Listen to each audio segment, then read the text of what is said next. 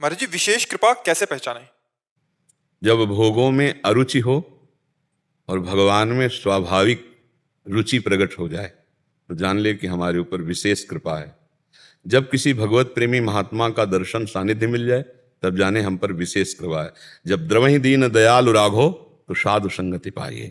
जब भगवान की विशेष कृपा होती है तब संतों का संग मिलता है, और संतों की जब विशेष कृपा होती है तो विषयों के प्रति वैराग्य और भगवान के प्रति अनुराग ये जागृत होता है। तब जानना चाहिए कि हमारे ऊपर विशेष कृपा है। जैसे हनुमान जी का जब दर्शन पाया विभीषण जी ने, तब कहा कि तुम हरिदासन महा कोई, मोरे हृदय प्रीति अति होई। कि तुम राम दीन अनुरागी, आयो मोहि करन बड़ भागी। हे हनुमान जी से कहे, हे प्रभु, या तो आप कोई भगवान के विशिष्ट भक्त हो या स्वयं भगवान हो, क्योंकि मोरे हृदय प्रीति अति होई। तब हनुमान जी ने बताया कि मैं भगवान का एक दास हूं, ऐसा अधम ऐसा। तब कहा, अब मुई भा भरोस हनुमंता, बिनु हरि कृपा मिले नहीं संता। जो प्रभु मोहि अनुग्रह कीन्हा, तो तुम आए दरस हठि दीन्हा। प्रभु ने विशेष अनुग्रह कर दी क्योंकि आपका दर्शन हो गया। हे भक्तराज, आपके दर्शन होने से अब मुझे दृढ़ विश्वास हो गया कि मेरे ऊपर भगवान की विशेष कृपा है। अब मैं भा भरोस हनुमंता, बिनु हरि कृपा मिले नहीं संता। पर संत संग का विशेष फल क्या है? संसार के भोगों का त्याग और भगवान से अनुराग। अगर ये ना हुआ तो फिर संत संग का मतलब क्या रह गया? संत संग अपवर्ग कर और कामी भवकर पंथ। संत संग का फल है कि भगवान में प्रीति हो जाए, मोक्ष मार्ग में प्रीति हो जाए, और कामी पुरुष के संग का फल है संसार में राग करवा देना।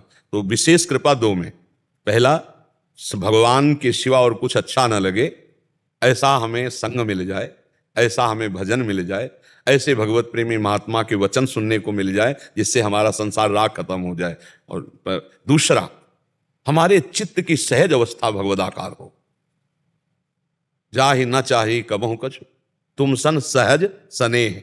ये जो सहज सने चित्त की निरंतर भगवदाकार स्थिति, ये विशेष कृपा है।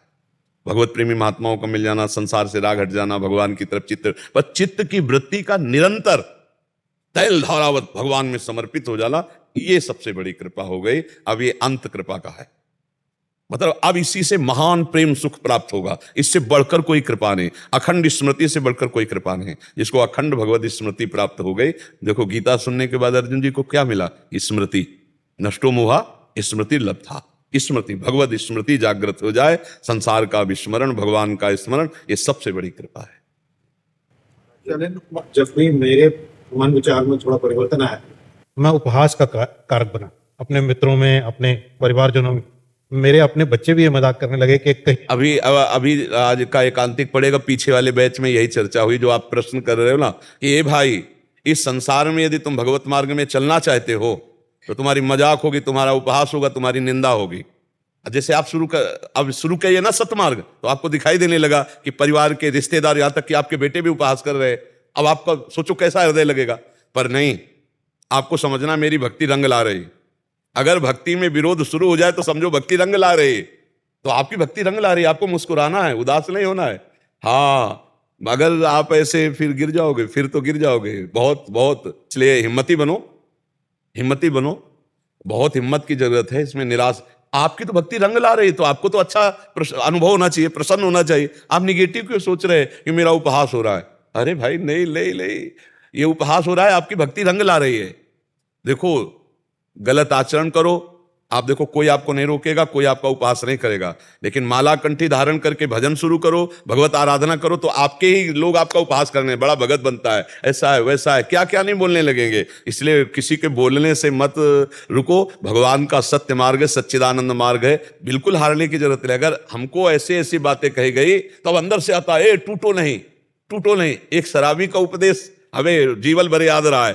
वो यही कहता था, तिल तिल काटी गई मूर्ति कभी टूटी नहीं, तू बाबा जी बना कभी टूटना नहीं। हम उस समय बच्चे थे, वो जीवन भर रखा।